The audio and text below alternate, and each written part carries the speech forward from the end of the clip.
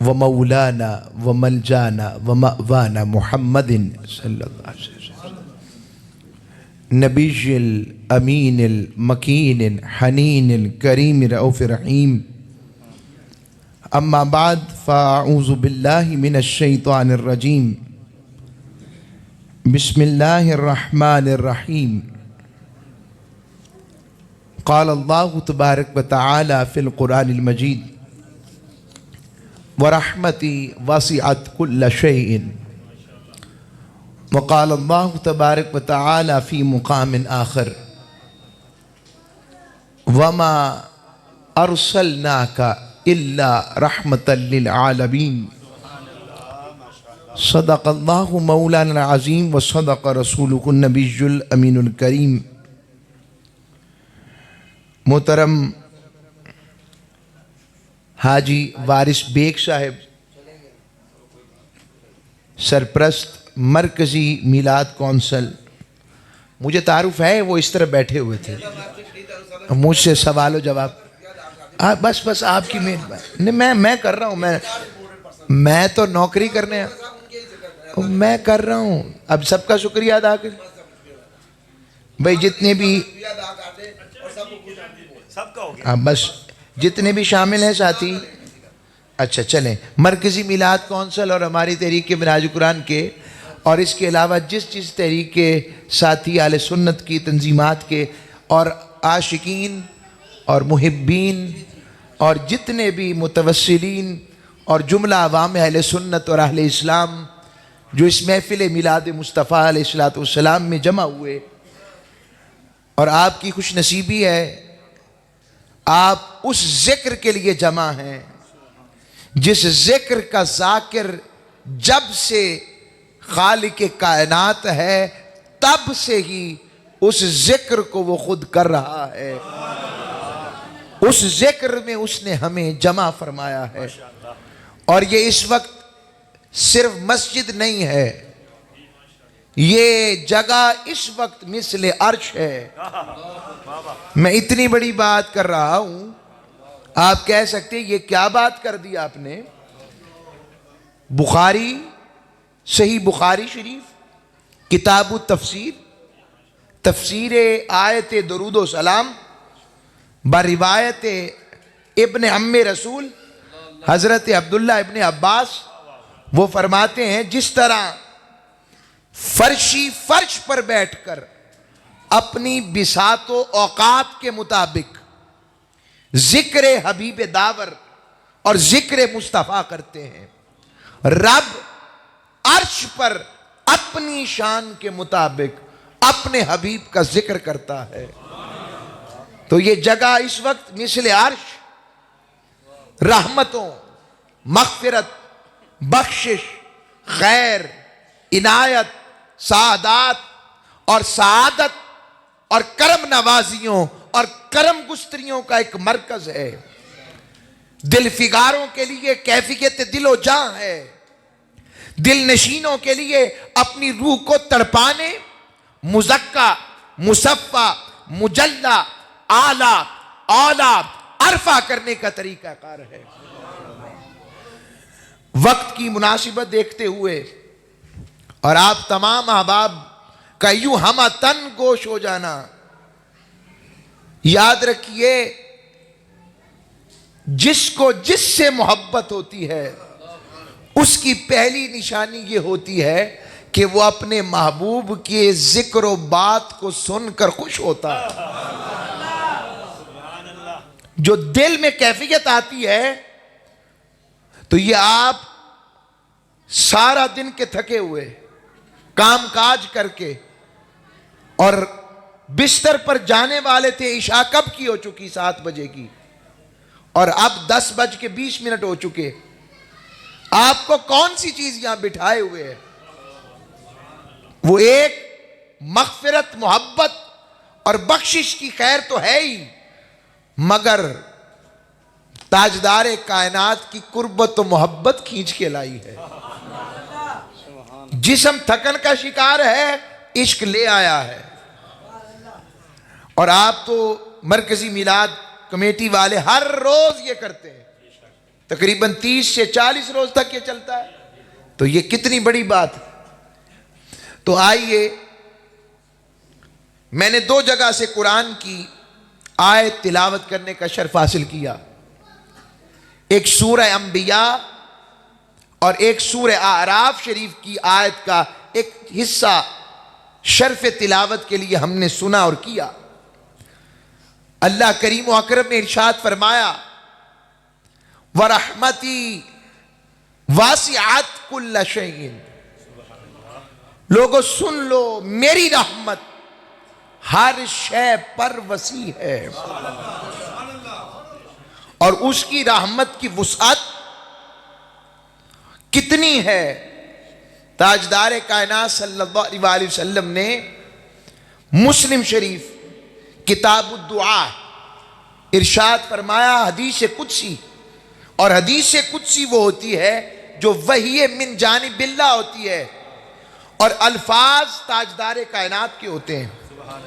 فرمایا اللہ رب العزت فرماتا ہے کہ میری رحمت اتنی وسیع ہے کہ ان قریب ایسا وقت آئے گا میرا غضب بھی مغلوب ہو جائے گا اور میری رحمت میرے غضب پر بھی غالب آ جائے گی.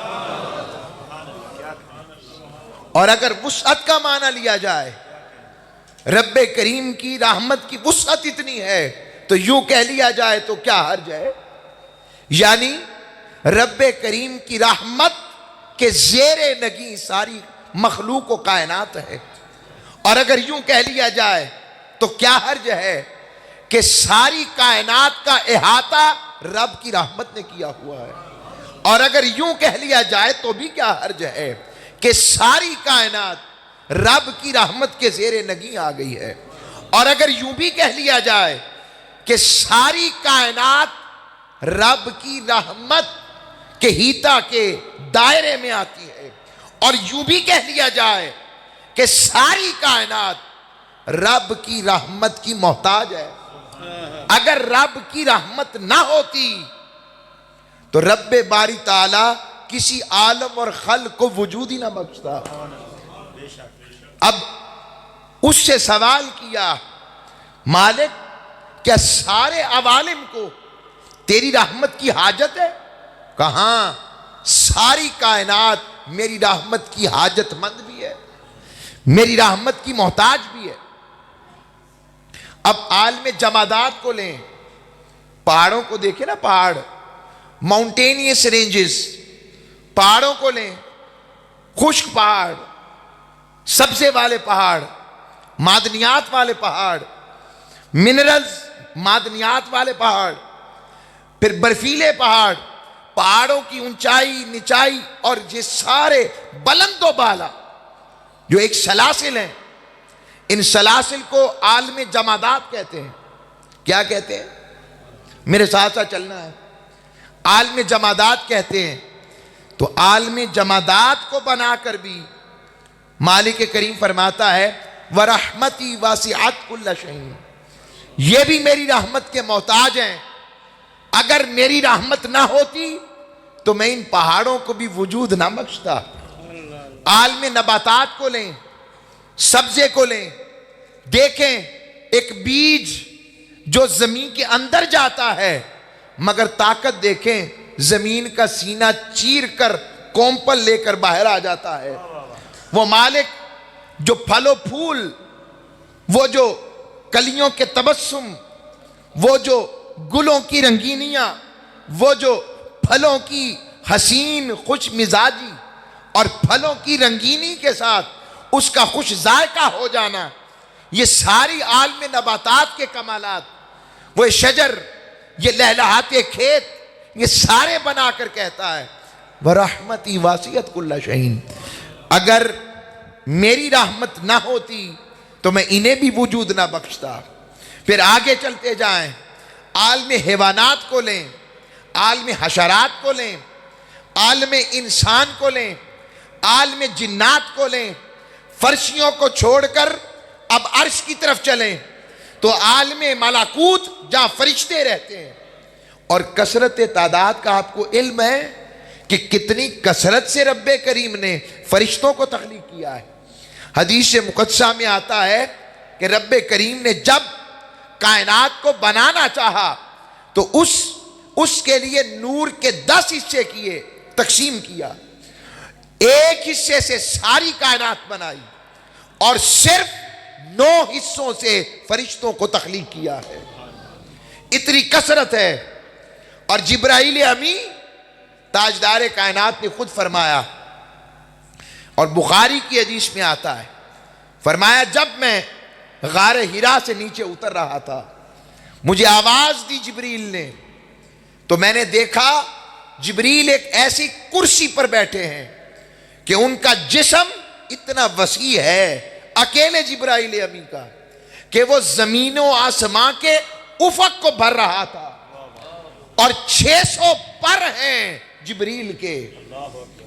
تاجدار کائنات کے بعد کا اشارے کا مطلب کہ یہ ایک جبریل ہیں، پھر میکائیل، عزرائیل، اسرافیل، اور پھر کثرت تعداد ملائکہ، ان سب کو بنا کر بھی کہا جبریل سن لے، اگر میری رحمت نہ ہوتی تجھے بھی وجود نہ بخشتا، تجھے بھی نہ بناتا، تجھے بھی تخلیق نہ کرتا، عالم ملکوت کو بھی نہ بناتا۔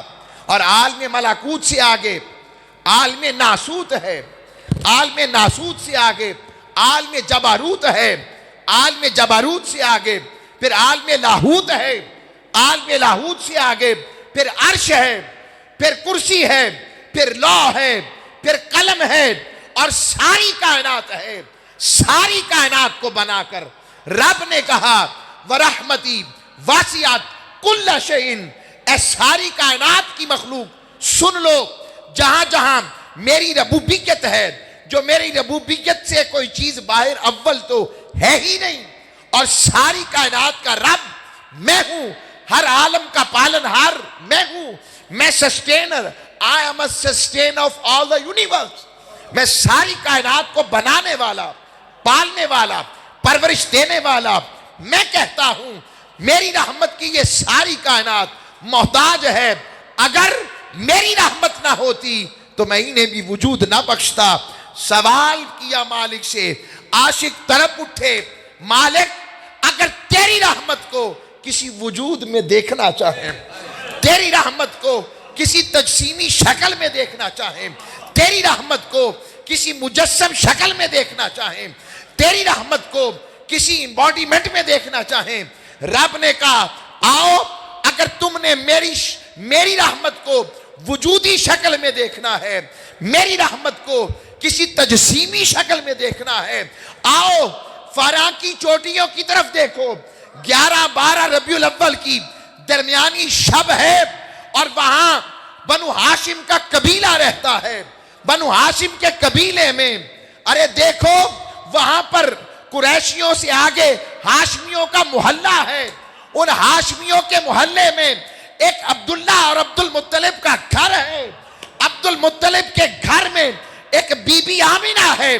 آمینہ کی گود میں دیکھو، میں اسے اپنی رحمت کا وجودی پیکر بنا کر بیچ رہا ہوں کہ جس کی زلفیں بھی رحمت ہیں، جس کی آنکھیں بھی رحمت ہیں، جس کے ابرو بھی رحمت ہیں، جس کے کان بھی رحمت ہیں، جس کی ناک بھی رحمت ہے، جس کی بینی بھی رحمت ہے، جس کے ہونٹ بھی رحمت ہیں، جس کی زبان بھی رحمت ہے، جس کے دانت بھی رحمت ہیں، جس کا سینہ بھی رحمت، جس کے ہاتھ بھی رحمت، جس کی جلد بھی رحمت، جس کے قدم بھی رحمت، جس کی پنڈلیاں بھی رحمت، جس کے ناخن بھی رحمت۔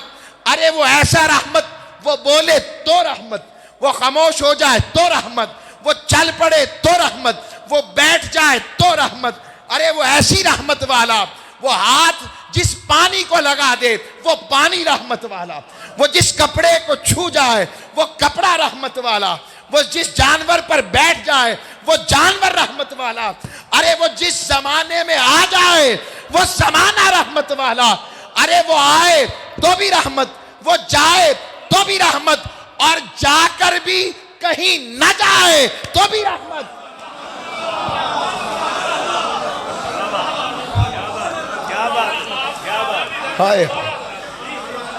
وہ آئے تو بھی رحمت، وہ جائے تو بھی رحمت، اور جا کر بھی گنبد خضرا میں آرام فرما ہو کر بھی کہیں نہ جائے تو بھی رحمت، وہ ایسی رحمت کہ وما ارسلناک الا رحمت للعالمین، کہ میں نے رحمت بھیج کر اسے سارے جہانوں کے لیے رحمت بنا کر بھیجا۔ وہ ایسی رحمت والا ہے، وہ ایسی عقیدت، وہ ایسی شان والا ہے، وہ ایسے مقام والا ہے، وہ ایسے مرتبے والا ہے جس کی شان کا ذکر یوں ہو۔ اور پھر سوال پیدا ہوا کہ کیا واقعی سارے عالم مخلوقات میں جتنے عالم ہیں اسے جانتے ہیں؟ رب نے کہا میں نے ہر مخلوق جس عالم کی بھی ہے اس کے شعور میں اپنے محبوب کی رحمت کا شعور رکھا ہے،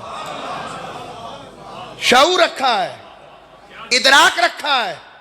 وہ چاہے بولے نہ بولے محبوب کو پہچانتا ہے۔ اے انسان، تجھے ہی پتہ نہیں لگا میرا حبیب کون ہے، تجھے ہی سمجھ نہ آئی۔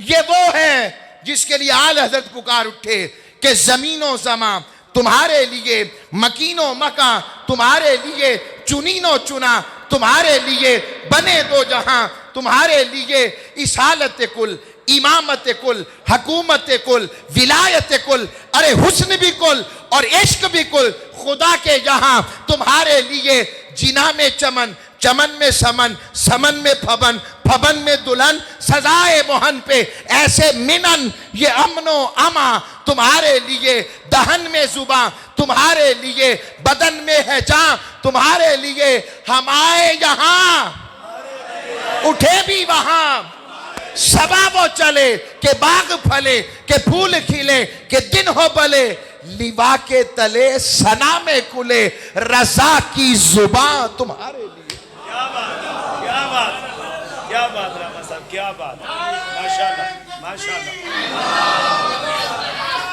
ماشاءاللہ، بہت خوب۔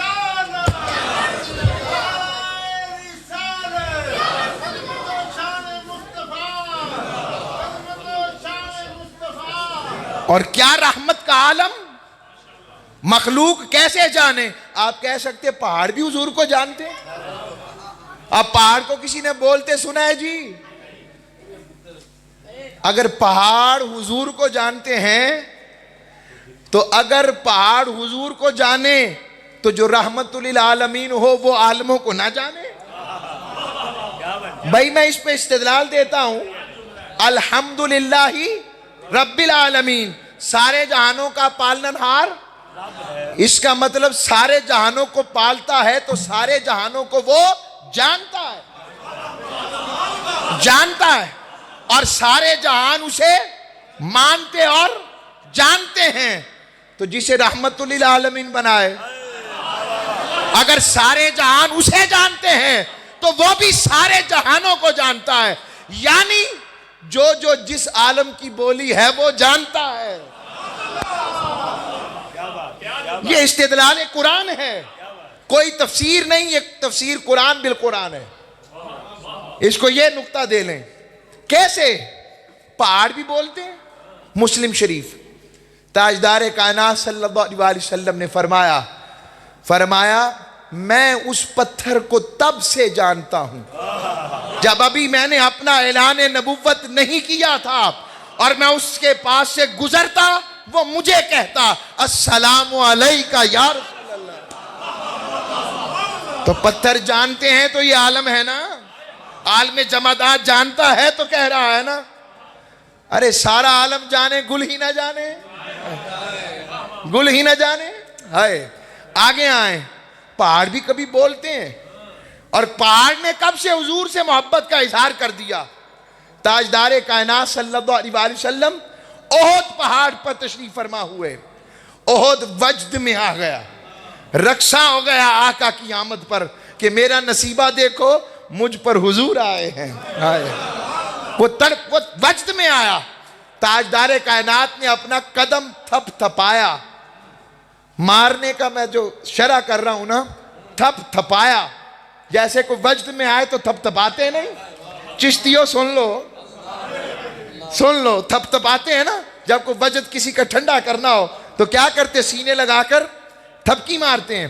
تو حضور نے اپنے قدم سے تھپ تھپایا، کا خیال کر احد، تجھ پر ایک نبی، ایک صدیق، 2 شہید کھڑے ہیں، اور واری جاؤں. صحابہ حضور کو کہہ رہے ہیں لوگوں واری جاؤں، کہو ایسا کاش ہم بھی ایسے ہو جائیں کہ اس پہاڑ کے کچھ مٹی کے ذرے ہو جائیں، اس کے اوپر اگنے والی بوٹی ازخر ہو جائے جو حضور کو پیاری تھی. ہم یہ کہیں کہ واری جائیں اس پہاڑ پر جس کو حضور کہیں کہ سن لو احد ہم سے پیار کرتا ہے، ہم احد سے پیار کرتے ہیں. احد نے کب اظہار محبت کر دیا؟ اس کا مطلب کوئی بولی تو ہے جو رحمت للعالمین جانتے ہیں تو اس کی بولی سن رہے ہیں. یہ پہاڑوں کی بات ہو گئی. آئیں اب آپ کو ذرا جانوروں کی بات بھی سنا دیتے ہیں. جانور کہتے ہیں اس کے جس کے اندر عقل نہ ہو، جو ہوئی جانور. بس جان والا تو ہے مگر عقل مند نہیں ہے جانور. مسند امام احمد بن حنبل کی حدیث دے رہا ہوں، حوالے کے ساتھ بات ہوگی انشاءاللہ. اب متن پڑھنے کا وقت نہیں تو متن پڑھوں گا تو پھر وقت زیادہ لگ جائے. تو مسند امام احمد بن حنبل، کچھ صحابہ، کچھ لوگ آپس میں باتیں کر رہے تھے. ان کا ایک اونٹ تھا، وہ یہ باتیں کر رہے تھے ہمارا اونٹ اب بوڑھا ہو گیا ہے تو بڑی خدمت کر لی ہے، اب تو یہ بس چارہ کھانے والی مشین ہے تو اس کو ذبح کر دیتے ہیں. یہ بات اونٹ نے سن لی. اونٹ نے رسی توڑوائی، مدینے سے 2 دن کی مسافت پر تھا، وہاں سے 2 دن کی مسافت طے کر کے سیدھے مدینے پہنچا. اونٹ کو بھی پتا ہے جس کو کوئی نہ پوچھے مدینے آ جاؤ خیر پڑ جاتی ہے. کیا بات، کیا بات. اونٹ پہنچا اور حدیث کے لفظ ہیں اونٹ حضور صحابہ کے جھرمٹ میں بیٹھے ایسے آیا اور آقا علیہ السلام کے کان کے ساتھ یوں. اونٹ کو بھی ادب ہے، ادب گاہے ہے زیر آسمان، عرش نازک تر، کہ عرش سے بھی نازک مقام ذات مصطفیٰ، ادب مصطفیٰ کا ہے. جہاں پر اعلیٰ حضرت فرماتے ہیں فرمانے لگے معراج کا سما ہے، کہاں پہنچے عاشقو، کرسی سے اونچی کرسی اسی پاک گھر کی ہے. اور طیبہ میں ٹھنڈے مر کے چلے جاؤ آنکھیں بند، سیدھی سڑک پہ شہر شفاعت نگر کی ہے. اور مانگیں گے مانگے جائیں گے، منہ مانگی پائیں گے، سرکار میں نہ لا ہے نہ حاجت اگر کی ہے. اور مجرم بلائے آئے ہیں، جاؤ کا ہے گواہ، پھر رد ہو کب یہ شان کریموں کے در کی ہے. وقت ہو تو پھر میں اعلیٰ حضرت منہاج القرآن والے سنائیں آپ کو. وقت نہیں ہے، میں اپنے دادا استاد سیدی اعلیٰ حضرت کو سناؤں تو مزہ آیا آپ کو. اب وقت نہیں. تو اونٹ جو ہے نا آقا علیہ السلام کے پاس کھڑا ہو گیا اور باتیں کرنا پیچھے ہٹا تو صحابہ پوچھنے لگے یا رسول اللہ آپ اس کی بولی جانتے ہیں؟ حضور نے فرمایا صحابہ وہ کون سی بولی ہے جو میں نہیں جانتا؟ فرمایا اچھا یا رسول اللہ. اتنے میں نا اس کے مالک آ گئے، اونٹ کے مالک پیچھے. حدیث کے لفظ ہیں وہ اونٹ حضور کے پیچھے چھپتا تھا. کس کے پیچھے؟ حضور کے پیچھے چھپتا تھا. اونٹ کو بھی پتا تھا اگر میں حضور کے پیچھے رہوں گا نا مجھے کوئی کچھ نہیں کہے گا.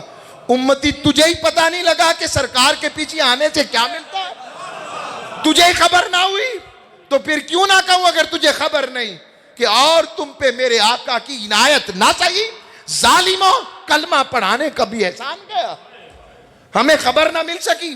اور اس کے مالکوں نے آ کر کہا یا رسول اللہ یہ جو اونٹ ہمیں دے دیں، ہمارا اونٹ گم ہوا ہے، ہمیں واپس کر دیں.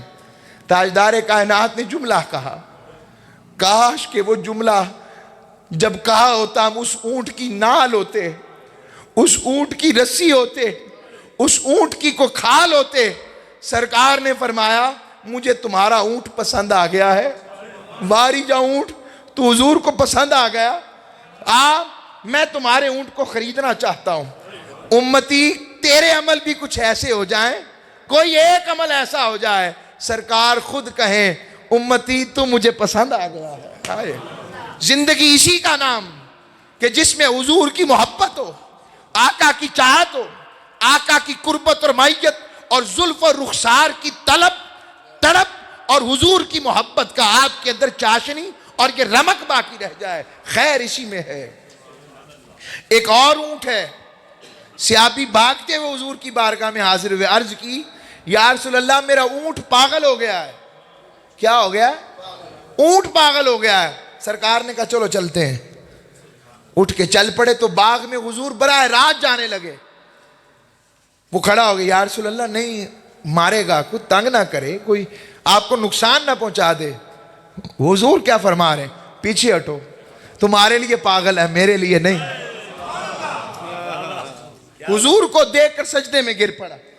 پاگل اونٹ, پاگل اونٹ کو بھی پتا ہے مصطفیٰ ہے, ادھر ہم سیانوں کو نہیں پتا. اس لیے عشق دے چلے بازی لے گئے, عقل والے عمرہ گالیا. عشق دے چلے بازی لے گئے. یہ اونٹ جو ہیں, پھر ایک واقعہ یاد آ گیا. حضور نے اس کے بالوں سے جھنجھوڑ کر کہا مالکوں کو تنگ نہیں کرتے. بھئی اب تنگ نہیں کرے گا.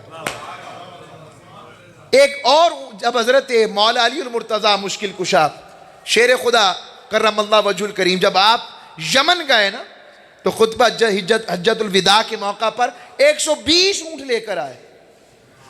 تو جب وہ لائن میں کھڑے ہو گئے, اب حضور ان اونٹوں کو ذبح کرنے لگے, تو ہر اونٹ ایسے گردن بڑھا کر کھڑا ہو گیا کہ میں سرکار کے ہاتھوں میں ذبح ہوں گا.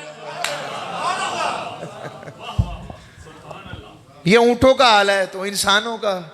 سچ بتاؤ یارو, ذرا دل تھام کر بیٹھ کے میری جملہ سننا. کیفیت میں کہہ رہا ہوں, ہمارا سن کے یہ حال ہے, تو جو دیکھتے ہوں گے حضور کو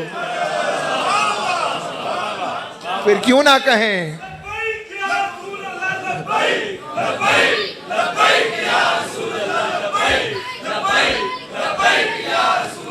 تاجدار ختم نبوت لبیک و سعدیک یا رسول اللہ, کلنا فداک یا رسول اللہ صلی اللہ علیہ وسلم. الروح فداک فزد حرقا, یک شولہ دیگر برزن عشقا, مورا تن من دھن سب پھونک دیا, یہ جان بھی پیارے جلا جانا. عاشقوں کی بات ہی جدا ہے. یہ تو اب ایک اگلی بات سناتا ہوں. ایک درختوں کا ذکر بھی کر لیں, پھر انسانوں پر بات ختم کر دوں گا. 11 بجے سے پہلے ویلا کر دوں گا.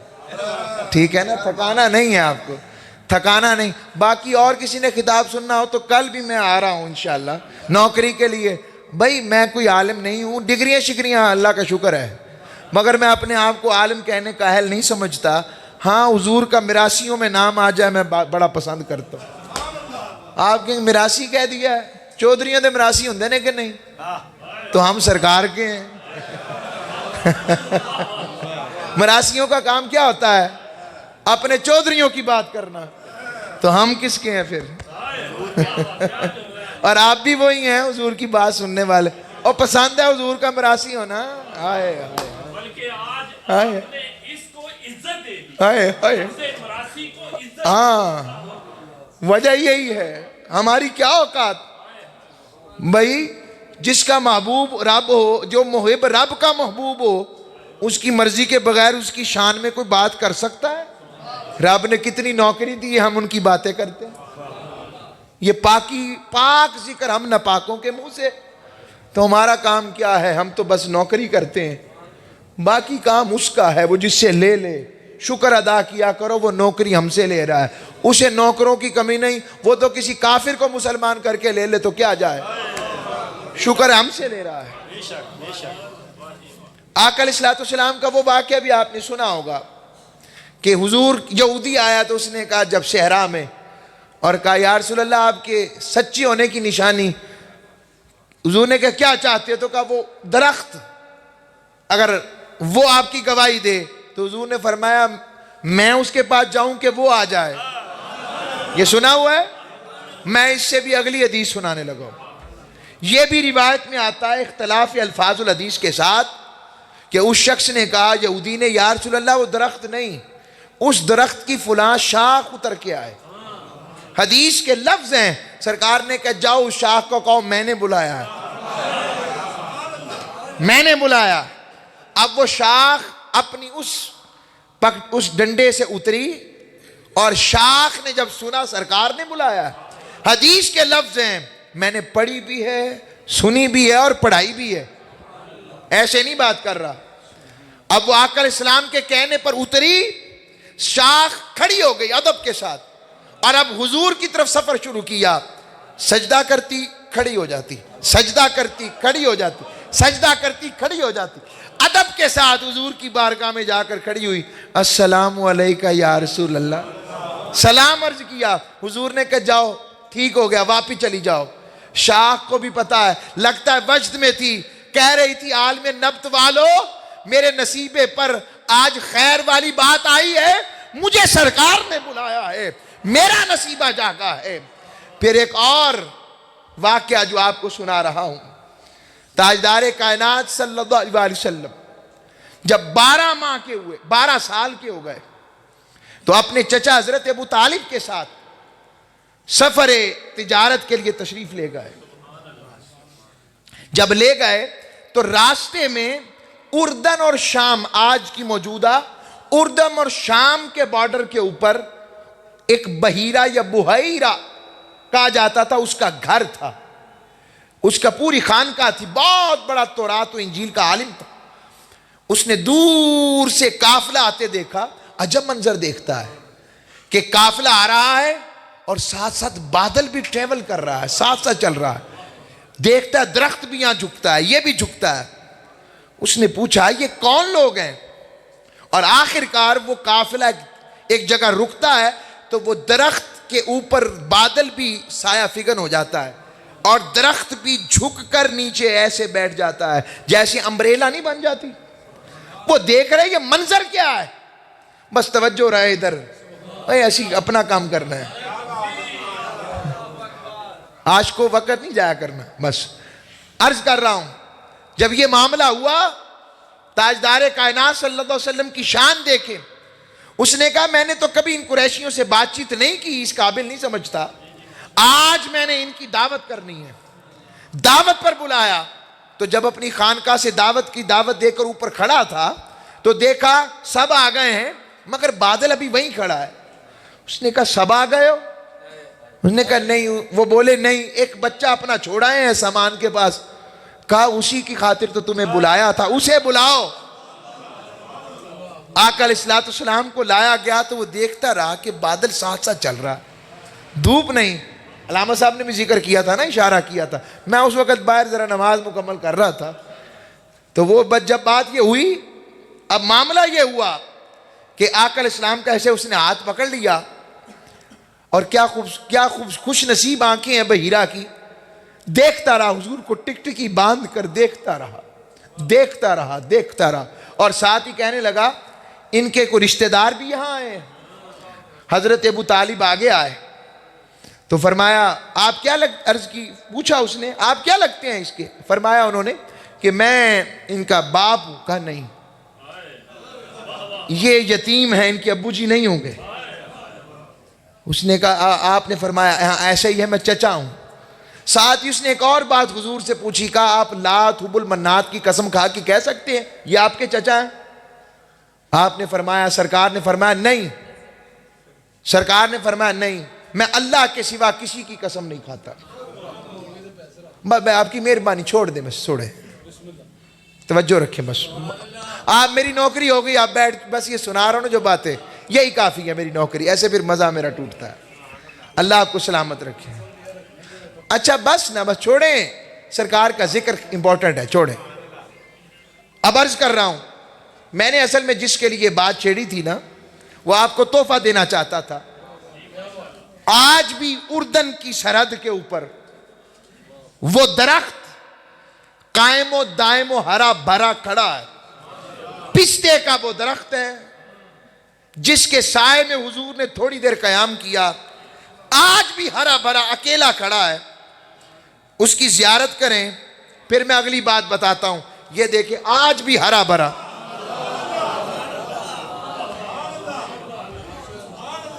یہ صحابی درخت ہے, اس نے حضور کو دیکھا بھی ہے اور حضور نے اس سے ٹیک بھی لگائی ہے. اچھا کوئی کہہ سکتا ہے آپ کو کیسے پتہ اتنی ایتھینٹک بات؟ یہ مفتی تقی عثمانی صاحب اسے دیکھ کر آئے ہیں. بات آگی نا سمجھ؟ ہاں حوالہ دے دیا میں نے نا, بات سمجھ لگنی چاہیے آپ کو. میں نے شخصیت کا حوالہ بتا دیا آپ کو. یہ پستے کا درخت ہے. کس کا؟ آج بھی, اور اکیلا کھڑا صحرا میں. یہ لے میں اگلی بھی صفحہ دکھاتا ہوں. اکیلا صحرا میں کھڑا, اکیلا, باقی کوئی درخت اس کے پاس نہیں, باقی ہرے بھرے نہیں رہے. یہ ہرا بھرا کیوں ہے؟ کیونکہ سرکار کی نسبت ہو گئی, پشت لگ گئی. لوگوں درخت سے پشت لگ جائے درخت ختم نہیں ہوتا. چاہے کہ یہ عقیدہ ہو کہ ذکر مصطفیٰ اور ذات سرکار دو عالم ختم ہو سکتی ہے, یہ عقیدہ غلط ہے. تو زندہ ہے واللہ, تو زندہ ہے واللہ, میری چشم عالم سے چھپ جانے والے. اور انسانوں کے ساتھ پیار کیسا ہے میری سرکار کا, بس اس پر اختتام کرنا ہے, یہی پیغام دینا ہے. تاجدار کائنات صلی اللہ علیہ وآلہ وسلم کی آمد ہوئی. رب نے ارشاد فرمایا, ابو جہل کہا کرتا تھا اور کہتا تھا اے اللہ اگر یہ سچے نبی ہیں تو پھر ہم پر پتھر برسا, ہمیں دردناک عذاب دے. رب نے جواب دیا وما کان اللہ لیعذبہم وانت فیہم.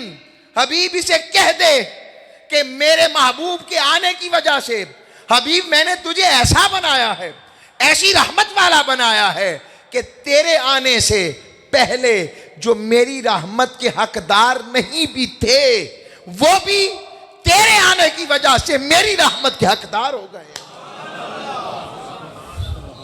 وہ بھی میری رحمت کے حقدار ہو گئے ہیں. آقا علیہ الصلوۃ والسلام کی محبت, راحت, رافت اپنی امت کے ساتھ, اپنے پیاروں کے ساتھ کیا ہے. تاجدار کائنات صلی اللہ علیہ وآلہ وسلم کی بارگاہ میں ایک یہودی بچہ بیٹھا کرتا تھا مسجد نبوی میں.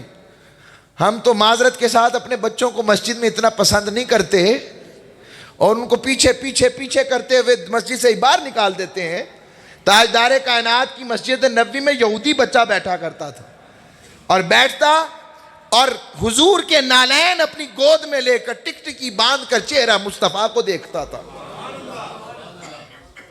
کئی دن نظر نہ آیا. سرکار نے پوچھا وہ یہودیوں کا بیٹا نظر نہیں آ رہا. پوچھا یا رسول اللہ, فرمایا گیا وہ تو بہت بیمار ہے. سرکار نے کہا جلدی چلو اس کی خبر لینی ہے. اس کے گھر گئے, اس کے کمرے میں گئے, وہ آخری دموں پر تھا. آقا علیہ السلام نے اپنا ہاتھ جیسے ہی اس کے ماتھے پہ رکھا جیسے اسے پہچان آ گئی ہو. آنکھیں کھول کر چہرہ حبیب داور کو دیکھا اور تک کر چہرے پر پژمردگی سے مسکراہٹ آ گئی اور مسکرا کر آقا کو دیکھنے لگا. سرکار نے فرمایا اگر اتنا پیار کرتا ہے تو پھر ہمارا کلمہ کیوں نہیں پڑھتا. اس نے آنکھیں گما کر باپ کی طرف دیکھا. باپ نے کہا جو کہتے ہیں کر لے. تاجدار کائنات صلی اللہ علیہ وآلہ وسلم نے کلمہ پڑھایا. پڑھانے کے فوراً بعد جان کفس انسری سے پرواز کر گئی. اگلا جملہ ہے سننے والا جو میری سرکار نے اس کے والد سے کہا اب یہ آپ کا نہیں ہے اب ہمارا ہے. لوگوں ایمان ایسی چیز ہے جس سے ہم حضور کے ہو جاتے ہیں. آؤ اپنی غلامی کو مضبوط کرو. تاجدار کائنات سے محبت کا حق یہ ہے ان سے تعلق والے رکھو, ان سے اپنے اخلاق کو وابستہ رکھو, ان سے سیرت و کردار کے ذریعے اپنے آپ کو وابستگی دو. اگر ہماری سیرت میں حضور کی محبت کا رمق کا عنصر سیرت میں نظر نہ آئے زندگی کیسی. ہمارے صدق میں حضور کی صدق کی خیر نہ ہو, ہماری امانت میں حضور کی امانت کی خیر نہ ہو, ہمارے زندگی کے رہن سہن میں سیرت اور صورت مصطفیٰ کی خیر ہم حاصل نہ کر سکیں, روشنی نہ پا سکیں, کیا فائدہ. اور سرکار کیا فرما رہے ہیں, بس اختتامیہ بات تحفہ دے کر اختتام پیغام دیتا ہوں. تاجدار کائنات صلی اللہ علیہ وسلم کی مجلس سجی تھی. سرکار نے فرمایا صحابہ کیا میں تمہیں، میرا دل کرتا ہے میں اپنے بھائیوں سے ملوں. عرض کی یا رسول اللہ ہم آپ کے بھائی نہیں ہیں. فرمایا تم تو میرے صحابہ ہو. فرمایا یا رسول اللہ آپ کے بھائی کون ہوں گے؟ فرمایا میرے بھائی میرے وہ امتی ہوں گے جنہوں نے مجھے دیکھا تو نہیں ہوگا، بس سنا ہوگا کہ والضحیٰ کے چہرے والا ہے، واللیل کی زلفوں والا ہے. صحابہ کو کہا وہ میرے بھائی ہیں. لوگوں ہماری بات ہو رہی تھی، ہم بھی حضور کے بھائی ہو سکتے ہیں؟ یہ شرف دے رہے ہیں حضور. پھر تاجدار کائنات نے فرمایا صحابہ تمہارے لیے ایک بار مبارکباد، میرے ان بن دیکھے عاشقوں سے کہنا طوبیٰ 7 مرات، تمہارے لیے ایک نہیں مصطفیٰ نے 7 بار مبارکباد بھیجی. آؤ لوگو، وہ آقا تو ہمیں جانتے بھی ہیں پہچانتے بھی ہیں، مگر ہماری زندگیوں میں حضور کی محبت اور سیرت کا رنگ کیوں نہیں؟ ہمارے رشتہ دار ہم سے ناراض کیوں ہیں؟ ہمارے قرب و جوار میں لوگ ہمیں تشنا اور سخت لہجے والا کیوں کہتے ہیں؟ ہمارے ہاتھوں سے لوگوں کی عزت محفوظ کیوں نہیں؟ اس لیے کہ ہم حضور سے محبت تو کرتے ہیں مگر حضور کی محبت میں حضور کی سیرت کو بھی اپنایا نہیں ہے. اب عقیدے سے عمل کی طرف آ جاؤ. یہی تحریک منہاج القرآن اور جو حضور کی نوکری کرتے ہیں ہم تو سب کی جوتیاں اٹھانے والے. حضور شیخ الاسلام نے ساری زندگی یہی بات سکھائی، تیرے دکڑے دوڑے کاندڑیاں، تیرے نام تو مفت وکاندڑیاں، تیرے باندے آندھی میں باندڑیاں، تیرے دیس دے کتیاں نال ادب، وا سونا ڈھولن یار سجن، وا ساول ہوت حجاز وطن، آ دیکھ فرید دا بیت حزن، ہم روز ازل دی تانگ سبب. لوگو حضور کی محبت کے لیے کبھی چاہت کے لیے کسی کو معاف کر کے دیکھو. کسی رشتہ دار سے جس سے ناتا توڑ چکے ہو، آقا کی محبت کی خاطر ناتا جوڑ کے دیکھو. آؤ اپنے خلق و اخلاق میں حضور کی محبت کی خاطر مٹھاس لے کر آؤ. یہی زندگی ہے. اور جب ایسے لوگ جاتے ہیں تو ان کی منجی کے گاہک بڑے ہوتے ہیں اور وہ کہتے ہیں لوگ کو چھڈو بندہ چنگا سی. رب یہ سن کے کہتا خبردار فرشتو اس کا نام اعمال نہ کھولنا. جب لوگ اس کی پردہ پوشی کر رہے ہیں تو مجھ سے بڑھ کر پردہ پوش کون ہے؟ میں بھی اسے معاف کرتا ہوں. مجھے عشق کی آگ اندھیر ہے، مسلمان نہیں تو راکھ کا ڈھیر ہے.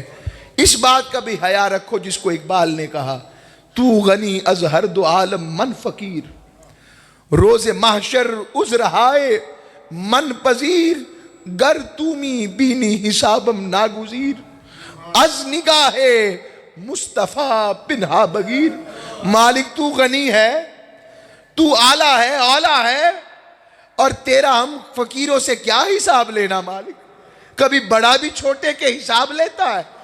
اور مالک اگر حساب لینا ہی پڑ جائے، لازمی ہو جائے، عرضی ہے ہمارا حساب ہمارے آقا کے سامنے نہ لینا. اگر گندے گندے عمل کے دفتر کھل گئے اور میری وجہ سے میرے آقا شرمندہ ہو گئے، مالک میں کہاں جاؤں گا؟ آؤ لوگو حضور سے حیا والا تعلق قائم کر لو، پھر ہی میلاد مصطفیٰ کمیٹی کا مقصد پورا ہو سکے گا، پھر ہی مزہ ہے، پھر ہی منہاج القرآن کا مقصد پورا ہوگا، اور پھر ہی باقی جو تنظیمات حضور کی محبت والی ہیں پھیلانے پر پرچار کر رہی ہیں خیر پڑے گی. اللہ آپ سب کو عمل والا رکھے. وما علیہ الا البلاغ المبین.